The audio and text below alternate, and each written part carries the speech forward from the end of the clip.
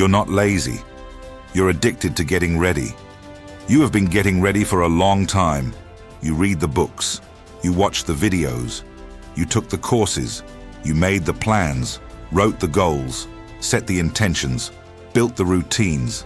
And yet, here you are, still preparing, still not quite there, still waiting for the right moment, the right clarity, the right version of yourself to finally show up and do the thing you have been preparing to do. And the strangest part? You do not feel lazy. You feel busy. You feel like you are working on it. Because in your mind, learning about it is doing it. Planning it is starting it. Researching it is progressing. You are always moving, always engaged, always one step closer, but somehow never actually arriving. Here is what nobody has told you yet. That pattern has a name. It is not procrastination. It is not fear.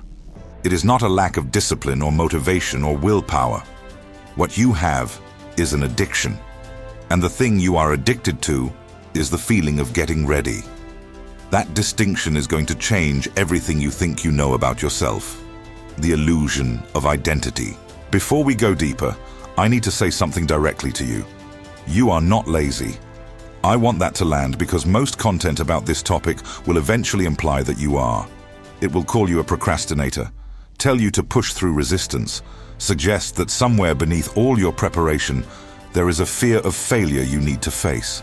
That framework is not wrong, but it is aimed at a completely different person. It is aimed at someone who sits on the couch, avoids everything, and knows they are avoiding it. That is not you. You are the person who fills their evenings with YouTube videos about the exact thing they want to build. You are the one who has 3 notebooks with ideas fully mapped out. You are the one who follows every account related to your goal, who can speak intelligently about the strategies, the frameworks, the success stories. You consume, you study, you prepare. You look productive from the outside, and you feel productive from the inside. That is precisely what makes this so dangerous. Because lazy people know they are being lazy. You do not. You have convinced yourself, and often convinced everyone around you, that you are doing the work. And in a very real sense, you are doing work, just not the work that moves you forward. The trap is not idleness. The trap is movement that feels like progress, but produces no results.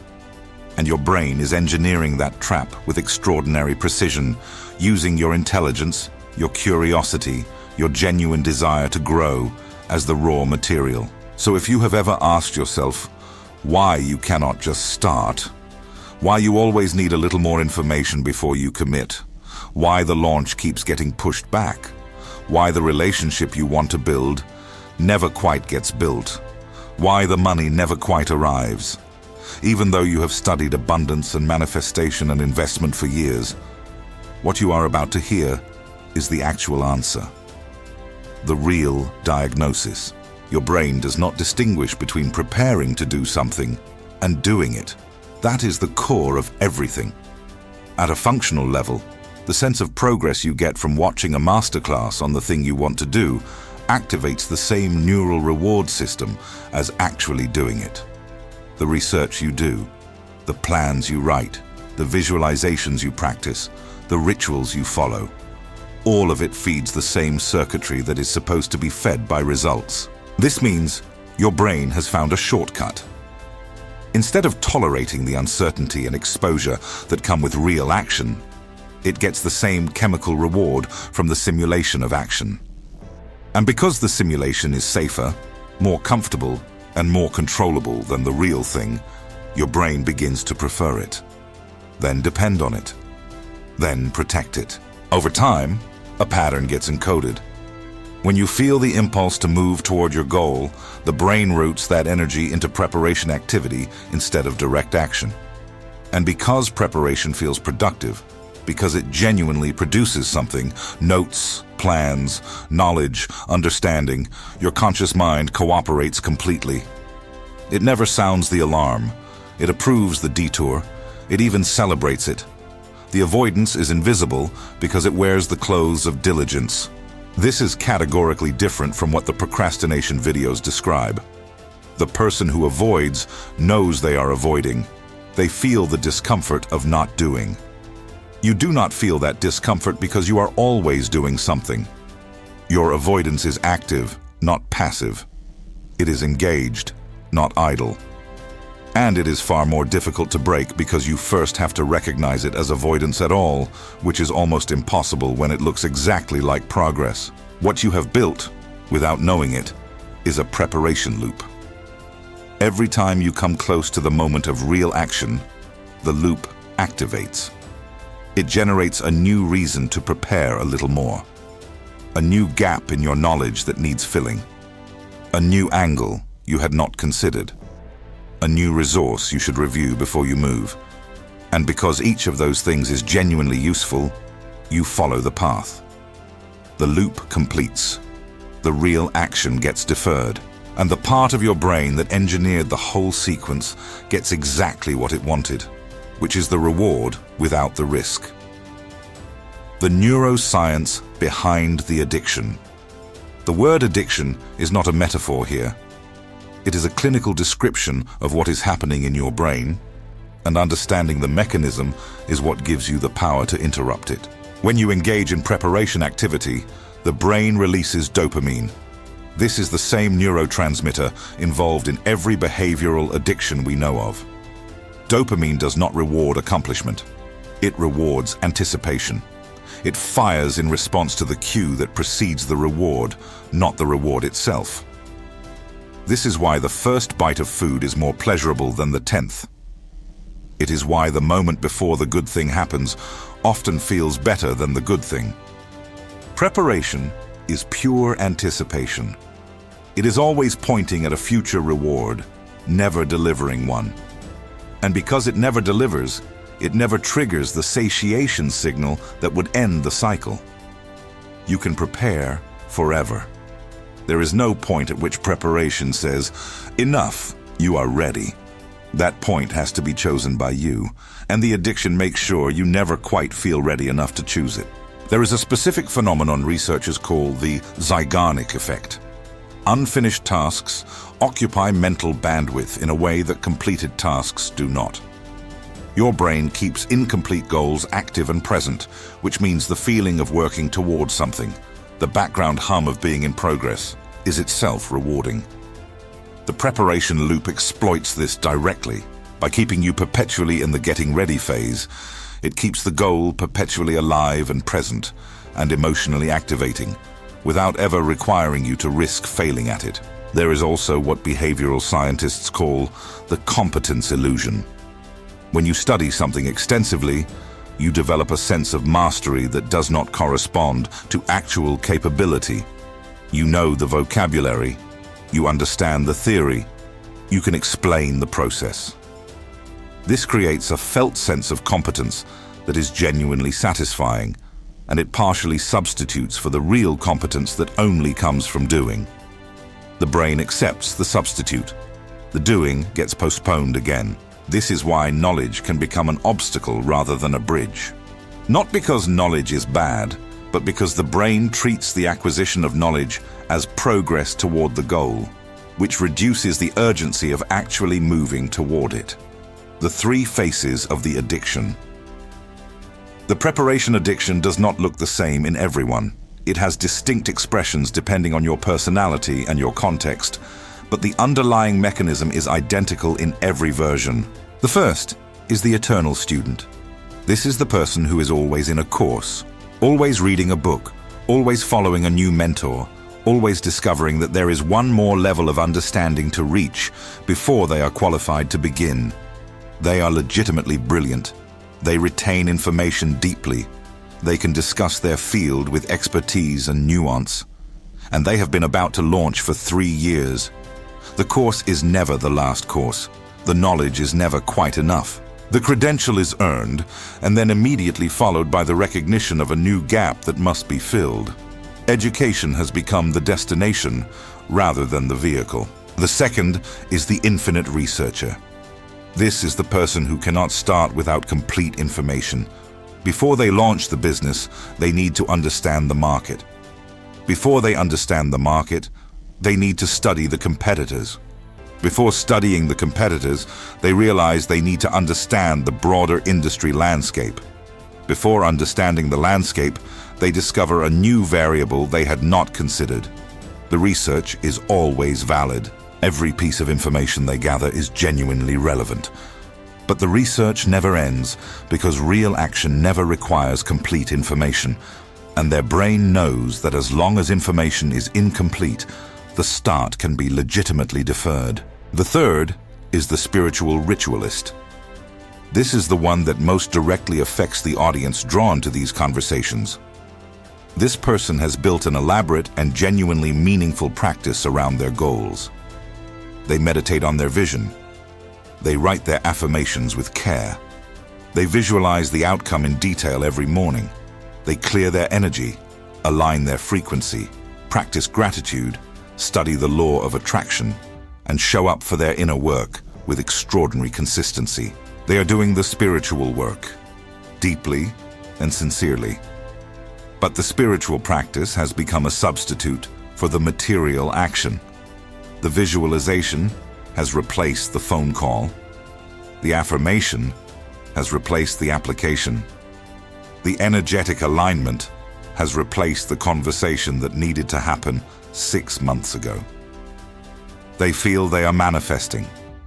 They are, in fact, preparing to manifest, which is a different thing entirely. What unites all three is a simple truth. They are using legitimate activity to avoid the specific action that would actually change their situation. And that specific action is always the one that involves real exposure, real commitment, and real risk of failure. The invisible cost. Here is what the preparation addiction costs you that you cannot see in real time. It costs you compound experience. Every year you spend preparing instead of doing is a year of real-world feedback you do not receive. And feedback is the only thing that actually develops capability. You can study sales for 5 years and still be worse at selling than someone who spent 6 months making bad calls and learning from them. You can study relationships for a decade and still know less about your own patterns than you would from 1 year of actually being in one and paying attention. Real experience compounds. Preparation does not. It costs you the version of yourself that only exists on the other side of action. That version is not waiting in a better future for you to be ready. That version is created by the doing. It does not exist until you create it, and you cannot create it from inside the preparation loop.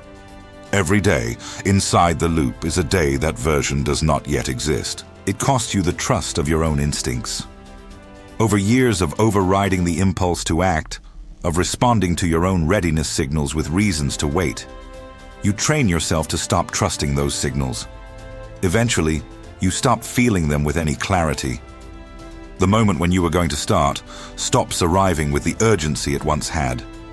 The voice that said now gets quieter because it learned that now always becomes not yet.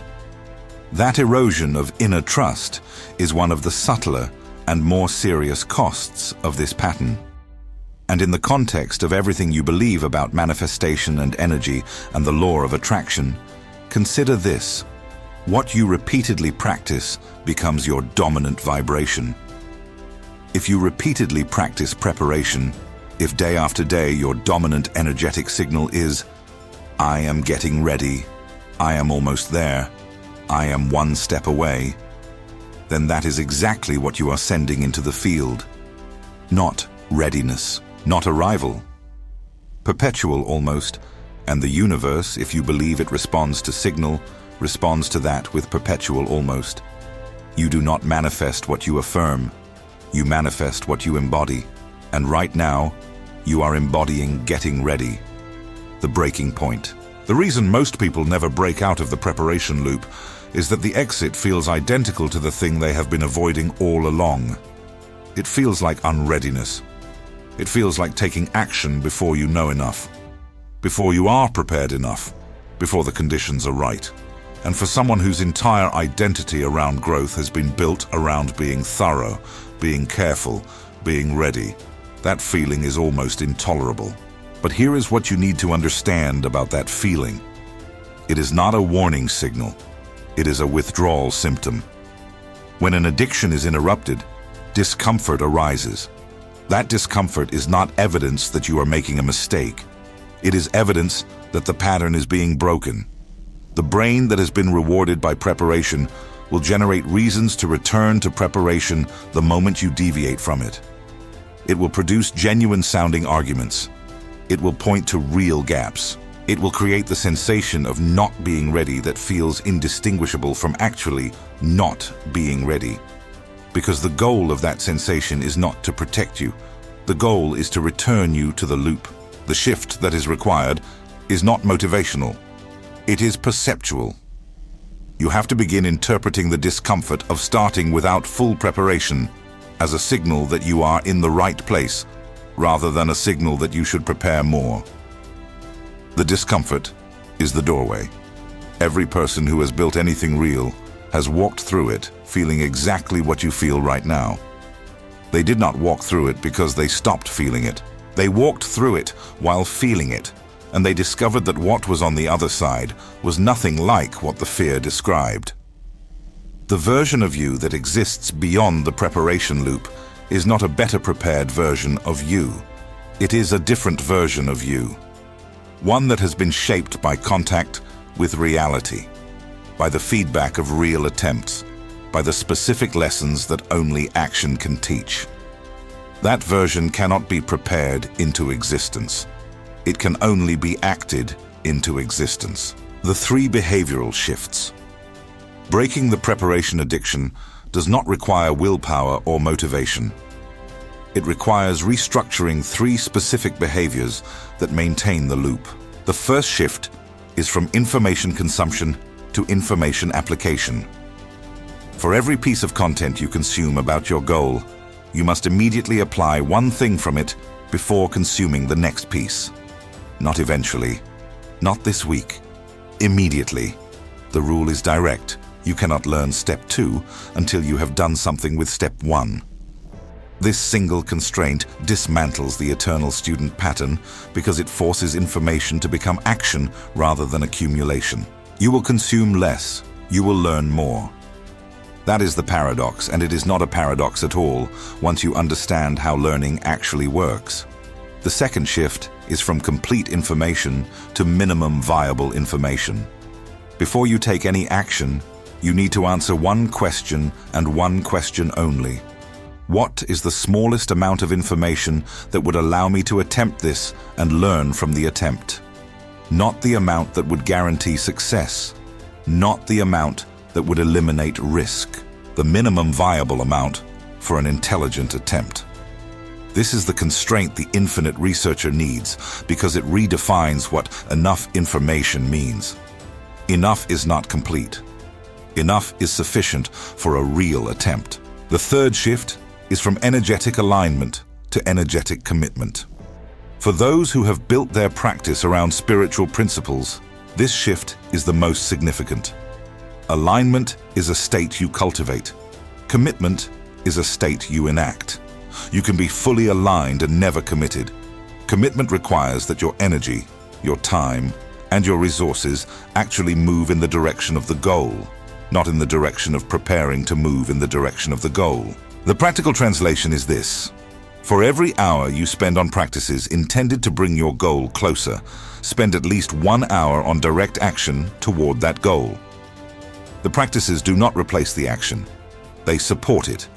When they replace it, you are using spirituality the way the brain uses preparation, as a comfortable substitute for the thing that would actually produce results. These 3 shifts are not comfortable to implement. The discomfort of applying them is the discomfort of breaking an addiction. It is real, it is temporary, and it is the exact feeling that precedes change. The spiritual reframe. The law of attraction, as most people practice it, has a foundational misunderstanding built into it. And that misunderstanding is perfectly designed to feed the preparation addiction. The misunderstanding is this: that you attract what you think about, that your thoughts and feelings create your reality, that the work of manifestation is internal. And if you do the internal work thoroughly enough, the external results will follow. That is partially true. But the part that gets left out is the part that actually closes the loop. You do not attract what you think about. You attract through what you are. And what you are is defined not by what you think or feel or affirm, but by what you consistently do. Your being is revealed through your doing.